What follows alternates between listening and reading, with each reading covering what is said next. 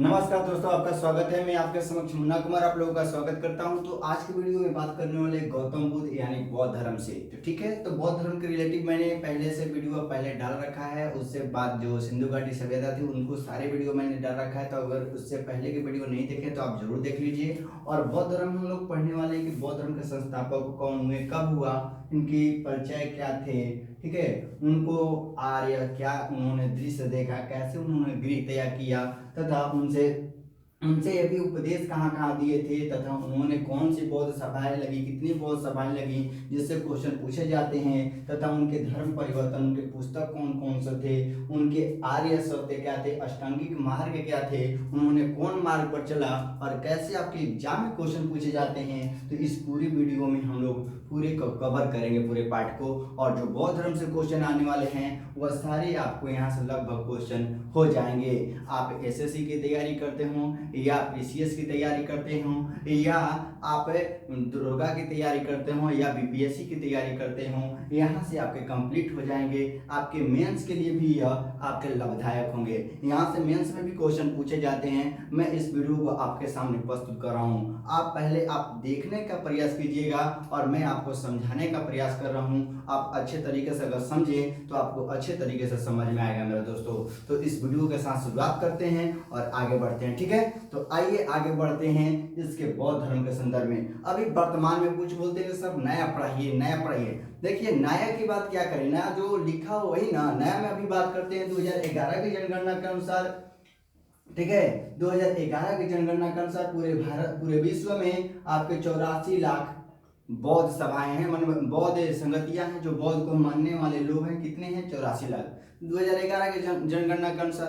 तो बाद में वही जो क्वेश्चन हमेशा पूछे जाते हैं उसको थोड़ा सा रिलेटिव हम बात करते हैं। ये उस समय की काल है जब 6वीं शताब्दी बीसी की बात है। उस समय नए धर्मों का उदय हो रहा था और दो धर्म उपट के सामने आ रहे थे। दो धर्म उपट के सामने आ रहे थे। कौन कौन धर्म भाई? एक नास्तिक संप्रदाय, एक आस्तिक संप्रदाय। दो तरह के संप्रदाय उभर कर सामने आ रहे थे। हमने पढ़ा था पहले वीडियो में कि जो आपके सोलह महाजनपदों का उल्लेख मिलता है वह अंगुत्तर निकाय और भगवती सूत्र से मिलता है। तो उसी समय जो सोलह महाजनपद के रूप में सबसे उभर के जो सामने आता है वह मगध आता है। उसी तरीके से उस समय धर्म भी उपट के आ रहे थे। 6वीं शताब्दी में दो संप्रदाय देखने को मिलते हैं, एक नास्तिक संप्रदाय और एक आस्तिक संप्रदाय। थोड़ा सा समझते हैं कि नास्तिक संप्रदाय क्या होता है और आस्तिक संप्रदाय क्या होता है और इससे कैसे क्वेश्चन पूछे जाते हैं, ठीक है। तो थोड़ा सा ध्यान देते हैं और आपको समझने का प्रयास करना है। मैं समझाने का प्रयास करता हूँ। नास्तिक संप्रदाय वैसा संप्रदाय होता था जो लोग मान्यताओं पर विश्वास करते थे। यानी किस पे विश्वास करते? देवताओं पर विश्वास नहीं करते थे। और किस पे विश्वास करते थे? लोगों के मान्यताओं पर विश्वास करते थे। वह नास्तिक संप्रदाय कहलाया। कौन सा संप्रदाय? नास्तिक संप्रदाय। जो लोग, जैसे एग्जाम्पल लेते हैं, जो लोग भगवान पर विश्वास नहीं करते, भगवान को नहीं मानते कि नहीं भगवान नहीं है, जो लोगों ने कहा उन्हीं बातों पर विश्वास करते थे, वह नास्तिक संप्रदाय कहलाए। और आस्तिक संप्रदाय वैसे संप्रदाय जो नए नए जो धर्म से जुड़ के आ रहे थे, जैसे जैसे जैसे आए उसमें मिल गए। जैसे नरनार, आगे चलकर नयनार कहलाए, मलवार कहलाए, आजीवक कहलाए। ये सब जो थे ये आस्तिक संप्रदाय में के लोग थे। अब थोड़ा सा परिचय की बात करें। आप लोग जानते होंगे कि ये जो बौद्ध धर्म जो उपट के आता है ये नेपाल क्षेत्र में है, ठीक है। भारत, पहले नेपाल भारत का हिस्सा हुआ करता था। तो नेपाल की बात करें, नेपाल की राजधानी काठमांडू है। कहाँ भाई? नेपाल की राजधानी काठमांडू। वहीं की यह कहानी है और वहीं के राजा थे सुशोधन, जिनके बारे में हम बात करेंगे। तो परिचय की बात करेंगे तो इसके बौद्ध धर्म के संस्थापक कौन थे? तो गौतम बुद्ध ने ही इनको संस्थापक माना जाता है। क्वेश्चन हमेशा पूछा जाता है कि गौतम बुद्ध के संस्थापक कौन थे? बौद्ध धर्म के संस्थापक कौन थे? तो गौतम बुद्ध थे, ठीक है। संस्थापक से भी क्वेश्चन पूछ लिए जाते हैं। तथा गौतम बुद्ध के बचपन का नाम क्या था? तो गौतम बुद्ध का बचपन का नाम सिद्धार्थ था। क्या नाम था भाई? सिद्धार्थ था, ठीक है। जबकि उनकी माता का नाम क्या था? तो महामाया। और उनके पिता का नाम क्या था? तो सुशोधन था। ये कहानी आप अच्छे तरीके से सुनेंगे तो आपको अच्छे तरीके से समझ में आएगा। देखिए ये जो नेपाल की बात करें, और नेपाल पर एक जगह है जिसका नाम है कपिल वस्तु। क्या नाम है भाई? कपिल वस्तु। और कपिल वस्तु के जो राजा थे उनका नाम था जो राजा बोला जाता था या मुखिया कहिए, उन्हें सुशोधन थे। कौन थे? सुशोधन। और उन्हीं की जो पत्नी थी वह कौन थी? महामाया थी। और महामाया और सुशोधन में बहुत ही अच्छे तरीके से प्यार चल रहा था और अच्छे तरीके से अपना घर बारिश करते थे। उसी तरीके से उन्हें एक बताया जाता है कि उनके घर में एक बच्चा पल रहा था और बच्चा जब वह अपने मायके जा रही थी उसी क्रम में उन्हें एक संतान की प्राप्ति होती है। और जो संतान प्राप्ति होती है, जिन्हें हम गौतम बुद्ध के बारे में नाम से जानते हैं, वही आपकी एक कहानी है। ठीक है, तो उनकी माता कौन थी? महामाया। और पिता कौन थे? सुशोधन। यह भी क्वेश्चन पूछा जाता है कि माता कौन से वंश थी? तो माता जो थी कोलीय वंश थी या कोलीय गणराज्य से थी। यह क्वेश्चन पूछा जाता है कि माता जो थी महामाया कौन से वंश थी? तो कोलीय वंश से थी। जबकि पिता कौन से वंश के थे? तो वह शाक्य वंश के। हमेशा क्वेश्चन पूछा जाता है कि पिता यानी सुशोधन कौन से वंश के थे? तो शाक्य वंश से। और क्वेश्चन पूछा जाएगा कि गौतम बुद्ध कौन से वंश से? तो वो भी कौन से वंश से भाई? शाक्य वंश से। और बताया जाता है कि उनके रास्ते में जब जा रहे थे उसी क्रम में उनका जन्म होता है रास्ते में लुम्बिनी नामक स्थान पर। कब होता है भाई?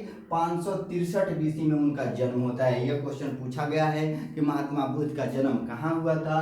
तो लुम्बिनी नामक जगह में। कब हुआ था? तो 563 बीसी में। और किस वृक्ष के नीचे हुआ था भाई? तो साल वृक्ष के नीचे, जिसे बरगद बोला जाता है। तो साल वृक्ष के नीचे उनका जन्म होता है। किनका?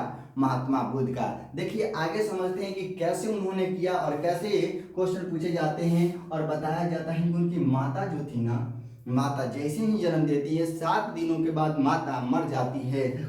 माता जब मर जाती है तो पिता बहुत ही चिंतित होते रहते हैं कि मेरा बेटा का लालन पालन कैसे होगा, कैसे मेरा बेटा जिएगा। उसी तरीके से बताया जाता है कि जो ये उनकी माता जो थी महामाया, उनकी एक बहन थी जिनका नाम था प्रजापति गौतमी। और बताया जाता है कि प्रजापति गौतमी से सुशोधन जो होते हैं शादी कर लेते हैं और शादी कर कर सोचते हैं कि मेरे पुत्र का लालन पालन कौन करेगी? प्रजापति गौतमी। यानी गौतम बुद्ध की सौतेली माता बन गई कौन? प्रजापति गौतमी, जो मौसी लगती थी किसकी? गौतम बुद्ध की। ठीक है, यहाँ तक बातें आपको समझ में आ रही होगी मेरे दोस्तों। तो आप देखिए पहले और समझिए कि आप एग्जाम में कैसे क्वेश्चन पूछे जाते हैं। ठीक है, तो ये भी क्वेश्चन पूछा जाएगा कि गौतम बुद्ध के लालन पालन किसने किया था? तो प्रजापति गौतमी ने की थी। प्रजापति कौन लगती थी? तो मौसी लगती थी। ठीक है, यहाँ तक बातें आपको समझ में आ रही है? नहीं आ रही है भाई? आ रही है ना? तो थोड़ा सा आगे बढ़ते हैं। उसके बाद क्या होता है कि इनके पिता बहुत ही चिंतित रहते हैं। इसको लेकर वह एक मुनि के पास जाते हैं अपने पुत्र की कुंडली लेकर। और कौन से मुनि के पास जाते हैं? तो कौंडिल्य मुनि के पास जाते हैं और बोलते हैं कि भाई देखिए मेरे पुत्र का कुंडली है, देखिए मेरा पुत्र आगे चलकर क्या बनेगा। बड़े चिंतित रह रहे थे तो मुनि के पास गए तो मुनि ने कहा, कुंडली को देखा, बोला कि हाँ। जब देखे तो बोला बताइए मुनि साहब की ये हमारे पुत्र क्या होगा आगे चलकर। तो मुनि ने कहा कि देखिए भाई आपका पुत्र जो आगे चलकर सम्राट बनेगा। तब बड़ा ही खुशी हुई कि मेरा पुत्र आगे चल के सम्राट बनेगा। और फिर ने बोला कि देखिए भाई एक और बात है। बोला क्या बात है? सुशोधन ने बोला क्या बात है मुनि जी बताइए। उन्होंने कहा कि यह तो आगे चलकर सन्यासी बनेगा। जिन्होंने कहा कौटिल्य मुनि ने, या तो बड़ा सम्राट बनेगा यानी बड़ा राजा बनेगा, या तो बनेगा सन्यासी। इसी बात को लेकर पिता चिंतित हो गए कि मेरा बेटा अगर सम्राट बनता है तो अच्छा है मेरे लिए, लेकिन मेरा बेटा जो है अगर सन्यासी बन जाए तो मेरे लिए कौन काम करेगा। इसी चिंता को लेकर बताया जाता है कि उनको घर में ही रखा जाता है, बाहर नहीं जाने दिया जाता है और घूमने के लिए नहीं जाने दिया जाता है। जिसके संदर्भ में आगे क्वेश्चन पूछे गए हैं, बहुत एग्जाम में थोड़ा सा ध्यान देते हैं। उनकी पत्नी जो थी, बताया जाता है कि जब बड़े हुए 16 वर्ष की उम्र में ही उनकी विवाह कर दी जाती है, जिन पत्नी का नाम था यशोधरा। ये कई बार क्वेश्चन पूछे गए हैं तो थोड़ा सा ध्यान रखिएगा कि गौतम बुद्ध की पत्नी का नाम क्या था भाई? यशोधरा नाम था। और कितने वर्ष की उम्र में शादी हुई थी? तो 16 वर्ष की उम्र में शादी हुई थी। कितने वर्ष? 16 वर्ष की उम्र में। थोड़ा सा कमेंट करके बताएंगे उनका पुत्र का नाम क्या था। गौतम बुद्ध के पुत्र का नाम क्या था? कमेंट करके बताएंगे। तो गौतम बुद्ध का पुत्र का नाम था राहुल। और कितने वर्ष की उम्र में? तो 28 वर्ष की उम्र में। कितने वर्ष के? 28 वर्ष की उम्र में एक पुत्र की प्राप्ति होती है गौतम बुद्ध को, जो एक बंधन में बन जाते हैं। उसके बाद बताया जाता है कि उन्होंने जब 29 वर्ष का उम्र हो गया तो वह एक दिन बाहर निकलते, पहले घर में थे, बाहर निकलते हैं अपने सारथी घोड़े और एक चन्ना रहता है सारथी, उसके साथ बाहर निकलते हैं। उन्होंने 4 दृश्य देखा। क्या देखा? 4 ऐसा दृश्य देखा और देखने के बाद संन्यास ले लेते हैं। तो कौन से दृश्य थे और क्या देखा उन्होंने, थोड़ा सा समझते हैं। उन्होंने पहला व्यक्ति जो देखा, एक वृद्ध व्यक्ति को देखा जो शरीर से बहुत ही कमजोर था, बूढ़ा था, ठीक है। तो उस व्यक्ति को देखते हैं और बोलते हैं कि भाई ये कौन है। तो उन्होंने बताया कि देखिए ये वृद्ध व्यक्ति है और सबकी गति लास्ट में यही सब कोई होता है। दूसरा व्यक्ति एक उन्होंने देखा गौतम बुद्ध ने कि एक बीमार व्यक्ति, कैसा व्यक्ति भाई, एक बीमार व्यक्ति को देखते हैं और बीमार व्यक्ति खाटी पर पड़ा हुआ था, खांस रहा था, एकदम खांस रहा था, जिस तरीके से खांस रहा था बोला कि ये गति सबकी होती है और ऐसा उम्र आता है। उसके बाद बताया जाता है कि उन्होंने जब तीसरा व्यक्ति देखा कि यह देखा कि एक मृत व्यक्ति का, किसको देखा, एक दृश्य देखते हैं गौतम बुद्ध एक मृत व्यक्ति का, मृत मतलब होता है मरा हुआ व्यक्ति का, जो लेकर जा रहे थे और बोल रहे थे राम राम सत्य है। उन्होंने चना से कहा कि भाई अपने सारथी से बोला कि भाई ये कौन है, बोला कि यही सबसे परम सत्य है, कोई कितना भी बड़ा क्यों ना बन जाए और वह कितना भी बड़ा क्यों ना हो, कलेक्टर हो, डीएम में एसपी हो, कोई भी हो, यह परम सत्य है। उन्होंने कहा कि यह सत्य है, कोई भी बड़ा राजा क्यों ना हो, ये परम सत्य है कि एक दिन उनको ये संसार छोड़कर जाना है, यही परम सत्य है। जिसके बाद यह सोचा कि हाँ ये तो बात सही है। उसके बाद चौथा जो दृश्य देखा और एक देखा, किसका देखा भाई, एक सन्यासी का देखा और जो कि बहुत ही प्रसन्न दिखाई दे रहे थे, यानी चेहरा उनका प्रसन्न था और वह स्नान में बैठे हुए थे, मतलब कि ध्यान लगाए बैठे हुए थे, ठीक है। उन्होंने चौथा दृश्य देखा, जब देखा बोला ये कौन है, तो बोला चन्ना ने कि ये सन्यासी है जो अपने सारे मोह माया सबको त्याग कर ये आगे बढ़ गया है, सबको, इसे कोई मोह माया से कोई मतलब नहीं है। जब इसी दृश्य को देखा तो उनके मन में यह सपना आई कि हमें भी यह सन्यासी बनना है और बताया जाता है कि 29 वर्ष की उम्र में उन्होंने गृह त्याग कर दिया। क्या त्याग कर दिया? गृह त्याग। कितने वर्ष की उम्र में? तो 29 वर्ष की उम्र में उन्होंने गृह त्याग किया, जिसे हम महाविष्कर्मण के नाम से जाना जाता है। किसके नाम से जाना जाता है? महाविष्कर्मण के नाम से जाना जाता है। ये हमेशा क्वेश्चन पूछा गया है कि गौतम बुद्ध ने जो गृह त्याग किया था उन्हें किन नाम से जाना जाता है, तो महाविष्कर्मण के नाम से जाना जाता है, ठीक है। और महाविष्कर्मण से जब उन्होंने गृह त्याग किया तो उन्होंने अपने गुरु को पाने के लिए, सीखने के लिए, जो भी आप लोग भी होते हैं कि अब वो ज्ञान की प्राप्ति होने लगती, कोई उत्साह जगा देता है कि नहीं हमें पढ़ना है, तो आप गुरु के पास जाते। तो उन्होंने पहले गुरु गए जिसका नाम था अलार कलाम। क्या नाम था भाई? अलार कलाम पहले गुरु थे और उनके पास जाते हैं कि उन्होंने साख्य दर्शन, ठीक है, साख्य दर्शन की उन्होंने ज्ञान प्राप्ति की। और ये भी क्वेश्चन पूछा जाता है कि साख्य दर्शन के जनक कौन है, तो ये अलार कलाम है, ठीक है। और वो कौन सा क्षेत्र था? तो वैशाली क्षेत्र था। वहां पर जाते हैं, उन्हें ज्ञान प्राप्त करते हैं, लेकिन उन्हें भी वहां पर संतुष्टि नहीं होती है। फिर आगे जाते हैं कौन से? रुद्रक रामपुत्र। वहां से उन्होंने योग दर्शन लिए, योग दर्शन के बारे में जाना, ज्ञान प्राप्त किया। और कौन से क्षेत्र में भाई? वह राजगिरी जाते हैं, ठीक है। और ये जो पड़ता है, कहाँ पड़ता है राजगिरी? तो गया और पटना के बीच में पड़ता है राजगिरी, ठीक है। वहीं पर जाते हैं, उन्हें ज्ञान की प्राप्ति नहीं होती है। उनके बाद तीसरे जो गुरु आते हैं बृहस्पति गुरु, उन्होंने वेदों की शिक्षा ली, तभी उन्हें ज्ञान की प्राप्ति अच्छे तरीके से न हो पाई। उसके बाद बताया जाता है कि उर्वेला जो क्षेत्र है वो बताया जाता है गया बिहार का, ठीक है। बिहार में गया जो है गया क्षेत्र में बताया जाता है कि वह ग्राम में, संपत्ति नामक ग्राम में, ठीक है, उर्वेला के संपत्ति नामक ग्राम में, वहीं पर जाकर ज्ञान की प्राप्ति के लिए पीपल वृक्ष के नीचे तपस्या करते हैं। और बताया जाता है कि लगभग 6 वर्ष पश्चात, ठीक है, वह कितने वर्ष की उम्र में निकले थे भाई? तो 29 वर्ष की उम्र में निकले थे। और कितना वर्ष तपस्या किए? 6 वर्ष परिश्रम किए, तब जाके 35 वर्ष की उम्र में उन्हें ज्ञान की प्राप्ति हो गई। किसकी प्राप्ति हो गई? ज्ञान की प्राप्ति। यह हमेशा क्वेश्चन पूछा जाता है कि महात्मा बुद्ध को किस पेड़ के नीचे ज्ञान की प्राप्ति हुई थी? तो पीपल वृक्ष के नीचे ज्ञान की प्राप्ति हुई थी। कौन से वृक्ष के नीचे? तो पीपल वृक्ष के नीचे। कौन से नदी के किनारे? तो निरंजना नदी के किनारे।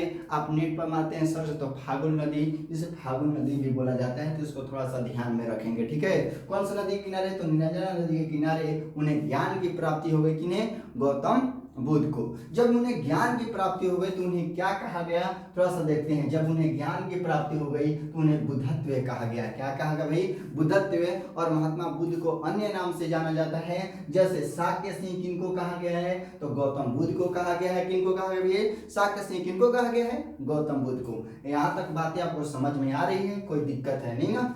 आगे बढ़ते हैं। देखिए शाक्य सिंह किसको कहा गया है, तो गौतम बुद्ध को कहा गया है। शाक्य कुमार किसको कहा गया है, तो गौतम बुद्ध को कहा गया है। तथागत किसे कहा गया है, तो गौतम बुद्ध को कहा गया है। एशिया, ठीक है, एशिया का प्रकाश पुंज किसे कहा गया है, तो गौतम बुद्ध को कहा गया है। इंग्लिश में एशिया ऑफ लाइट को नाम से जाना जाता है गौतम बुद्ध को। क्यों जाना जाता है, इनके भी तात्पर्य है, क्योंकि एशिया में जो हम बात करें तो एशिया में कुल देश जो हैं 48 देश हैं। उसी देश में हमारा देश है भारत, हम भारत देश के निवासी हैं, ठीक है। तो 48 देशों में से लगभग अधिक मात्रा में जो बौद्ध धर्म को मानने वाले जैसे देश थे वियतनाम, ठीक है, वियतनाम, कंबोडिया, लाहौस और ऐसे जो म्यांमार, ऐसे कुछ देश थे। जो चीन देश था वो कौन से धर्म को मानते थे, बौद्ध धर्म को मानते थे। इसे लाइट ऑफ एशिया का नाम दिया गया है, ठीक है। यहाँ तक बात आपको समझ में आ गई होगी। तथागत का मतलब होता है सत्य है ज्ञान, यानी सत्य है ज्ञान, ये उन्होंने बताया। उसके बाद बात करें कि जब उन्हें ज्ञान की प्राप्ति हो गई तो उन्होंने पहला उपदेश कहाँ दिया था। ये हमेशा क्वेश्चन पूछे गए हैं कि जब गौतम बुद्ध को ज्ञान की प्राप्ति हो गई तो उन्होंने पहला उपदेश कहाँ दिया था। ये दुर्गा के एग्जाम में भी क्वेश्चन पूछे गए थे क्वेश्चन, ठीक है। अभी हाल ही में कैसे क्वेश्चन पूछा गया था कि गौतम बुद्ध के समय उन्होंने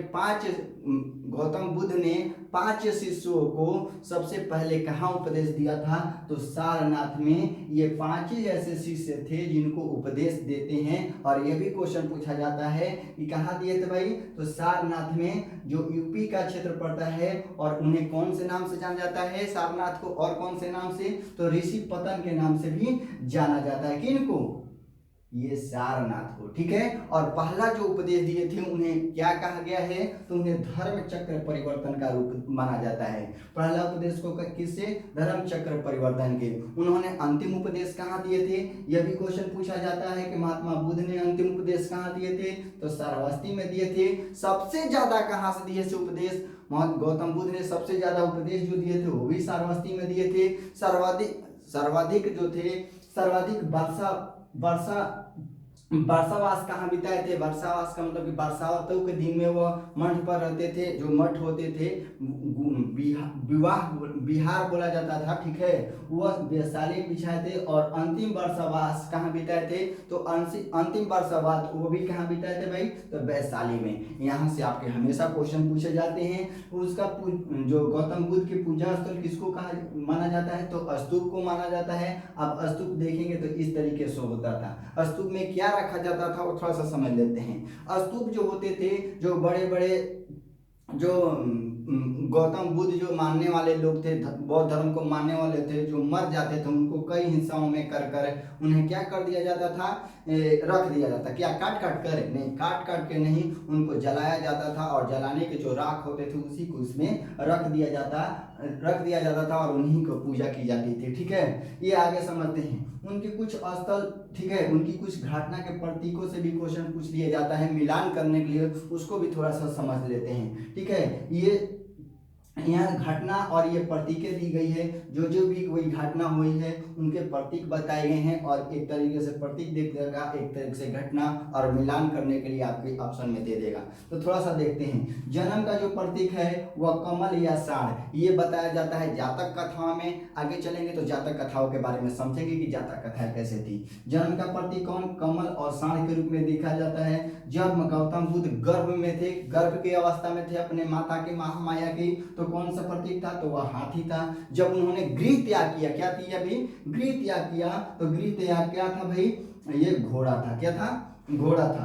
जब उन्हें ज्ञान की प्राप्ति हुई तो उन्हें किस वृक्ष नीचे, तो पीपल वृक्ष नीचे, तो ये भी प्रतीक दे देगा, ठीक है। जब उन्हें निर्वाण हो गया, मृत्यु हो गई कुशीनगर में, तो उन्हें पद चिन्ह या स्तूप के रूप में देखा जाता है, ठीक है। जब उन्हें ज्ञान की प्राप्ति हुई तो उनका जो जितने भी शिष्य मिले, जो उनका प्रिय शिष्य था वह था आनंद, ठीक है। गौतम बुद्ध का प्रिय शिष्य, क्वेश्चन पूछा जाता है गौतम बुद्ध का प्रिय शिष्य कौन था, तो आनंद थे। और आनंद इतना प्रिय था कि गौतम बुद्ध ने कहा था कि देखिए इस धर्म में सिर्फ पुरुष ही रहेंगे, बौद्ध धर्म में महिलाओं को शामिल नहीं किया जाएगा, नहीं तो ये जो धर्म है बहुत साल तक नहीं टिकेगा। तो उन्होंने कहा कि नहीं, महिलाओं को शामिल किया जाए। तो गौतम देखिए यहाँ पर आनंद के कहने पर महिलाओं को बौद्ध धर्म में मान्यता मिल गई। किसके कहने पर, आनंद के कहने पर। यह क्वेश्चन पूछा जाता है कि बौद्ध धर्म को मानने के लिए किसके कहने पर महिलाओं को बौद्ध धर्म में आने की आज्ञा मिल गई, तो आनंद के कहने पर। और बताया जाता है कि जो प्रथम महिला जो बौद्ध भिक्षुणी बनी वह कौन थी, तो वह प्रजापति जो गौतमी थी, और जो मौसी लगती थी, किनकी, गौतम बुद्ध की मौसी लगती थी और सौतेली माँ लगती थी। कौन से क्षेत्र में वो बनी थी, तो वैशाली क्षेत्र में। यह भी क्वेश्चन पूछा जाता है कि गौतम महिला जो प्रजापति गौतमी कौन से क्षेत्र में बनी थी, कौन से क्षेत्र में सबसे पहले भिक्षुणी बनाया गया था। ठीक है, भिक्षुण जो बोला जाता है वो पुरुष को बोला जाता है, और भिक्षुणी जो होती है महिलाओं को बोला जाता है, तो वैशाली क्षेत्र में। ठीक है, वहां पर बात करें बौद्ध संघ की स्थापना कहाँ हुई थी, तो बनारसी में हुई थी। यह भी यूपी का क्षेत्र है। जबकि वह बौद्ध धर्म को जो मानने वाले थे वो कैसे कपड़े पहनते थे, तो पीले रंग के कपड़े पहनते थे। बौद्ध धर्म जो मानने वाले थे, तो आप देखिएगा तो पीले रंग के कपड़े पहनते हैं। ठीक है, कौन से रंग के, तो पीले रंग के। यहाँ तक आपको क्वेश्चन बहुत से अच्छे तरीके से समझ में आ रही है। नींद आ रहा है, नींद नहीं आ रहा है, आप नींद को थोड़ा सा हटाइए और थोड़ा सा देखिए और समझने का प्रयास कीजिए कि कैसे आपको समझाया जा रहा है। ये आपके पूरा टॉपिक है। ये जो बौद्ध धर्म गौतम बुद्ध की बात करें तो यहाँ से लगभग आपके सारे क्वेश्चन हो जाएंगे। आप जब भी बैठे ना तो पेपर पेन लेकर ही बैठे, थोड़ा सा लिखने का प्रयास करेंगे तो आपको अच्छे तरीके से समझ में आएगा। ठीक है, तो पहले लिखिए, पेपर पेन लेके साथ साथ लिखते जाइए तो आपको अच्छे तरीके से समझ में आएगा। अब बात करते हैं बौद्ध धर्म की जो भाषाएं थी वो कौन सी, पाली भाषा में बताया जाता है। और एक बार और भी क्वेश्चन हमेशा इंपॉर्टेंट पूछा जाता है कि बुद्ध पूर्णिमा के रूप में जो लोग होते थे बौद्ध धर्म के मानने वाले, उनको बुद्ध पूर्णिमा मनाया जाता है। तो बुद्ध पूर्णिमा क्यों मनाया जाता है, क्योंकि उनका जन्म, ज्ञान की प्राप्ति और मृत्यु तीनों वैशाख पूर्णिमा के दिन हुई थी। यानी जन्म भी वैशाख पूर्णिमा के दिन, मृत्यु भी वैशाख पूर्णिमा के दिन, और ज्ञान की प्राप्ति भी वैशाख पूर्णिमा के दिन हुई थी। इसलिए उसको वैशाख पूर्णिमा को उन लोग बुद्ध पूर्णिमा के रूप में मनाते हैं और त्यौहार के रूप में मनाते हैं जो बौद्ध धर्म मानते हैं। यहाँ से भी क्वेश्चन आपके हमेशा एग्जाम में पूछे जाते हैं, तो थोड़ा सा और ध्यान रखते हैं कि उनकी घटनाएं जो होती थी, जो गृह त्याग किए थे उन्हें क्या कहा गया, उन्हें ज्ञान की प्राप्ति हुई तो क्या कहा गया। ठीक है, इस तरीके से भी क्वेश्चन पूछ लिए जाते हैं मिलान करने के लिए। तो गृह त्याग को क्या कहा जाता था, तो महाविष्कर्मण कहा गया। और ज्ञान प्राप्ति हुई तो उन्हें क्या कहा गया, तो संबोधि कहा गया। जब उन्हें पहला उपदेश दिए थे उन्होंने क्या कहा गया, तो धर्म चक्र परिवर्तन के रूप में जाना गया। जब उनकी मृत्यु हो गई तो उन्हें महापरिनिर्वाण के रूप में जाना गया। किसके रूप में, तो महापरिनिर्वाण के रूप में जाना गया। किसको, गौतम बुद्ध को। यहाँ से हमेशा क्वेश्चन पूछे जाते हैं, थोड़ा सा ध्यान रखते हैं, आगे बढ़ते हैं। जब उनकी मृत्यु हुई कहाँ हुई थी, तो कुशीनगर में, यह मल्लियों का क्षेत्र था। ठीक है, महाजनपद में, 16 महाजनपद में यह मल्लियों का क्षेत्र था कुशीनगर। कहीं कहीं कुशीनारा भी देता है। और कितने वर्ष में इनकी मृत्यु हो गई, तो 80 वर्ष के उम्र में उनकी मृत्यु हो गई। कब हुई थी, तो 483 बीसी में। कब मृत्यु हो गई, तो 483 बीसी में उनकी मृत्यु हो जाती है। जब मृत्यु हो जाती है तो बौद्ध सभा भाई चलेगी ना, बौद्ध को कोई चलाने वाला होगा ना। तो बौद्ध सभा में 4 सभाएं लगी है। अभी तक किताब में 4 सभाएं दी है, लेकिन अभी आप देखेंगे तो 5 सभाएं हो चुकी है। बौद्ध धर्म की 5 सभाएं हो चुकी है, लेकिन 4 सभाएं आपको पढ़नी है। 5वां सभा क्या होगा हम लास्ट में बताएंगे कि 5वां सभा कहाँ हुई थी। ठीक है, अब बात करते हैं बौद्ध सभा की। तो बौद्ध सभा की हम बात करें तो 4 सभाएं हुई थी। तो पहला जो सभा हुई थी वह राजा, उस समय के राजा कौन थे भाई, तो अजातशत्रु थे। अजातशत्रु किसके पुत्र थे, तो बिंबिसार के पुत्र थे। ये हम लोग पढ़ेंगे मगध के उत्कर्ष में। ठीक है, इसके बाद हम लोग जैन धर्म पढ़ेंगे, जैन धर्म के बाद मगध के उत्कर्ष में पढ़ेंगे। पहले समझते जाइए और देखते रहिए। ठीक है, तो पहला उपदेश कहाँ, तो ये कब हुआ था, 483 बीसी में हुआ था। उस समय कौन सा स्थान था, तो राजगिरी ठीक है। और उस समय के राजा कौन थे, तो अजातशत्रु। और अध्यक्ष किसने किया था, तो महाकश्यप। किसने किया था, मतलब बड़ा है, पहला है तो तो महाकश्यप अध्यक्षता में हुई थी। दूसरा बौद्ध संधि कब लगी थी, या पहली बौद्ध संधि थी।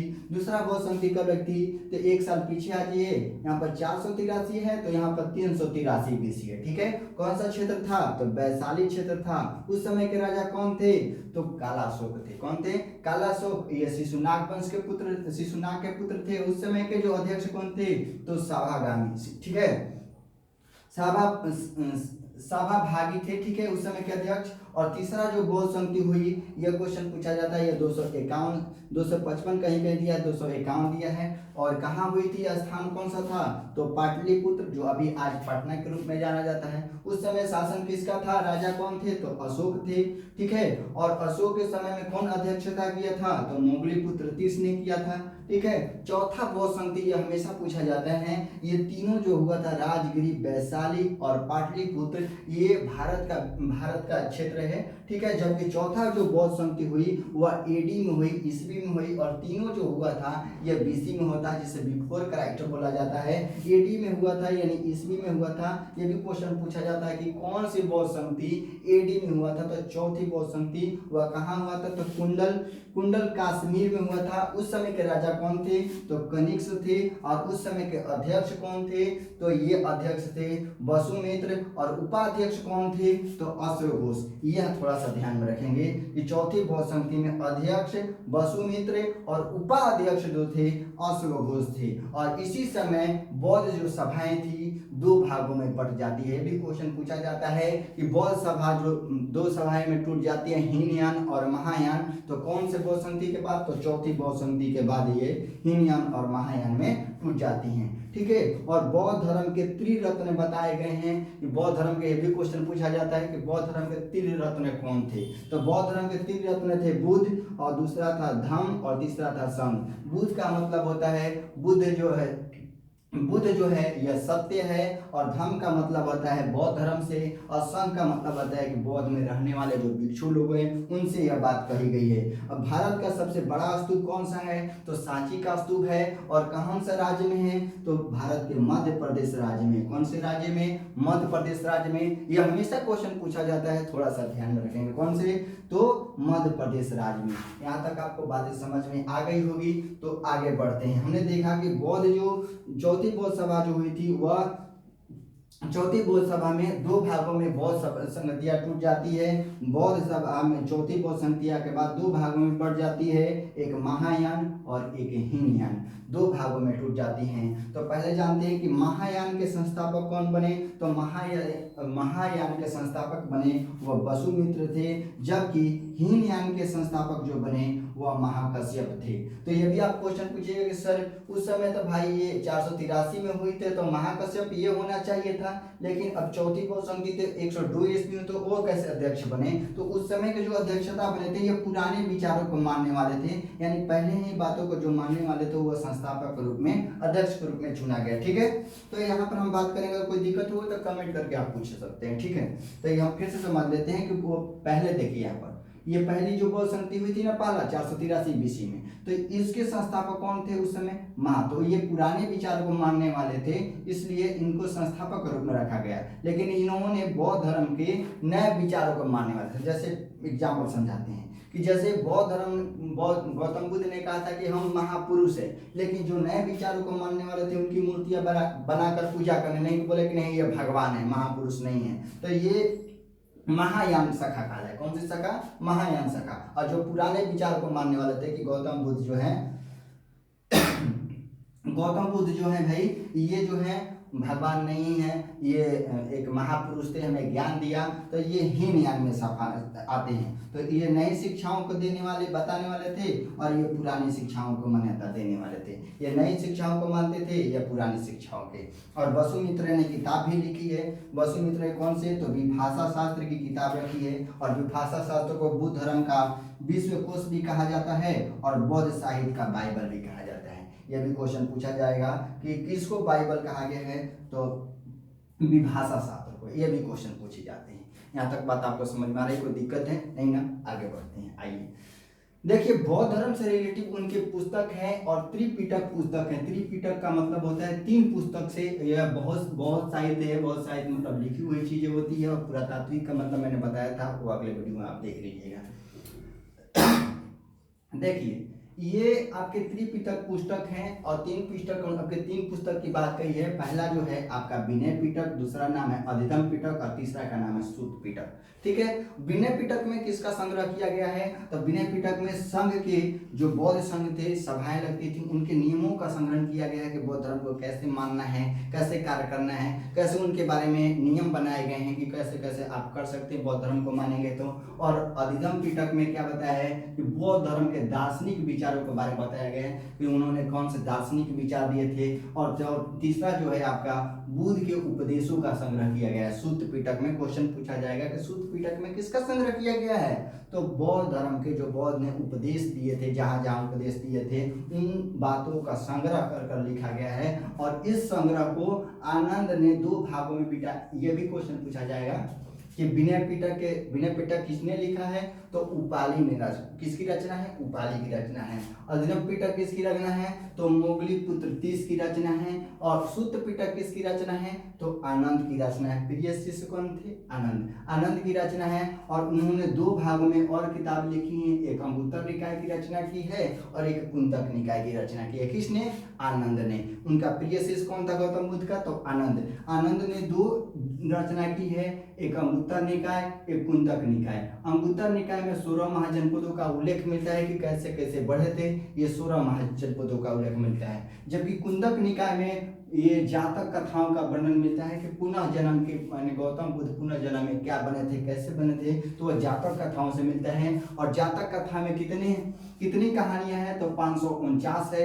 यह भी क्वेश्चन पूछा जाता है कि जातक कथा में कितनी कहानियां हैं? तो 549 है, ये बात बताई जाती है। और उन्होंने बताया था, गौतम बुद्ध ने ये 4 आर्य सत्य बताया था कि 4 अगर आर्य सत्य है, ये सबसे बड़ा सत्य है। उन्होंने बताया दुख, यहाँ संसार में दुख है, दुख के साथ साथ दुख का समुदाय है, दुख का निरोध है और दुख का मार्ग है। कहा कि अगर दुख है तो उसका निरोध भी है, उनका मार्ग भी है। अगर आप अष्टांगिक मार्ग पर चलेंगे, ये उन्होंने 8 मार्ग बताए, बोले कि आप इस 8 मार्ग पर चलेंगे तो आप इस दुख से आप मुक्त हो सकते हैं। नहीं तो दुख का सबसे महत्वपूर्ण कारण उन्होंने तृष्णा बताया। आइए देखते हैं उन्होंने 8 मार्ग क्या बताया है कि 8 मार्ग पर हम लोग चलेंगे तो हम ये दुख से मुक्त हो जाएंगे। तो उन्होंने सम्यक का मतलब होता है सत्य। उन्होंने कहा कि सत्य दृष्टि होनी चाहिए, सम्यक संकल्पना होनी चाहिए, सम्यक वाक होनी चाहिए, यानी सम्यक बोलने की वो जो भाषा है वह होनी चाहिए, सम्यक क्रम होनी चाहिए, सम्यक आजीवक होनी चाहिए, सम्यक व्यायाम होनी चाहिए, सम्यक स्मृति होनी चाहिए और सम्यक समाधि होनी चाहिए। इन्होंने 8 बातों को बताया कि अगर 8 बातों का आप लोग पालन करेंगे तो आप दुख से खत्म हो सकते हैं, दुख को समाप्त कर सकते हैं। और सबसे दुख का प्रमुख कारण उन्होंने बताया है तृष्णा को। किसको बताया है? तो तृष्णा को बताया है। इसको बताया है तो तृष्णा को बताया है। तृष्णा का मतलब होता है लोभ लालच, यानी जिसके पास लोभ है, लालच है, उसके पास दुख आएगा ही आएगा, दुख का कारण होगा ही होगा। तो ये आपके लिए इंपॉर्टेंट है। उसके बाद हम बात करते हैं अश्व घोष की। तो अश्व घोष ने कुछ पुस्तकें लिखी हैं। कौन से पुस्तक लिखी हैं? तो वो पुस्तक सौंदरानंद वर्ज सूची की रचना की है। किसने? अश्व घोष ने। ठीक है, और अश्व घोष का भारत का हेटे भी कहा जाता है। यह क्वेश्चन हमेशा पूछे जाते हैं कि भारत का हेटे किसे कहा जाता है? तो अश्व घोष को कहा जाता है। महापंडित की उपाधि किसे दी गई है? तो अश्व घोष को दी गई है। भारत का वोल्टेयर किसे कहा जाता है? तो अश्व घोष को कहा जाता है। किसे कहा जाता है भाई? तो अश्व घोष को कहा जाता है। और भारत का पहला कवि कौन है? तो अश्व घोष है। यहाँ से आपके हमेशा क्वेश्चन पूछे जाते हैं मेरे दोस्तों, तो थोड़ा सा ध्यान रखेंगे और लिखने का प्रयास करेंगे। ये आप पूछते हैं कि भारत का पहला कवि कौन है? तो अश्व घोष है। और सबसे पहले ये भी थोड़ा सा जान लेते हैं कि सबसे ज्यादा बौद्ध धर्म को किसने प्रचार किया था? तो वह अशोक ने प्रचार किया था। सबसे ज्यादा बौद्ध धर्म को किसने प्रचार किया था? तो अशोक ने प्रचार किया था। अशोक के गुरु कौन थे? तो उपगुप्त थे। और अगर ऐसे गुरु माना जाए शास्त्र के अनुसार तो राधा गुप्त थे, वो अशोक काल में हम लोग समझेंगे, ठीक है। और बौद्ध धर्म का सबसे प्रमुख लक्ष्य यही था कि निर्वाण की प्राप्ति करवाना। किसकी प्राप्ति करवाना? निर्वाण की प्राप्ति। निर्वाण का मतलब क्या होता है कि बौद्ध महात्मा बुद्ध ने यह कहा था कि हमें जो ज्ञान की प्राप्ति हो गई है, हम सबको ज्ञान की प्राप्ति करवा दें, यानी आपको मुक्त करवा दें, इस मोह माया से, बंधन से मुक्त करवा दें, यही उनका परम लक्ष्य था। तो आपका वीडियो कैसा लगा मेरे दोस्तों, आप जरूर बताइए कमेंट कर। और अगले में हम पढ़ेंगे जैन धर्म के बारे में। तो जैन धर्म के लिए बने रहिए। अगर आपको अच्छा लग रहा है तो सब्सक्राइब कर जरूर रखें, ठीक है मेरे दोस्तों। नमस्कार।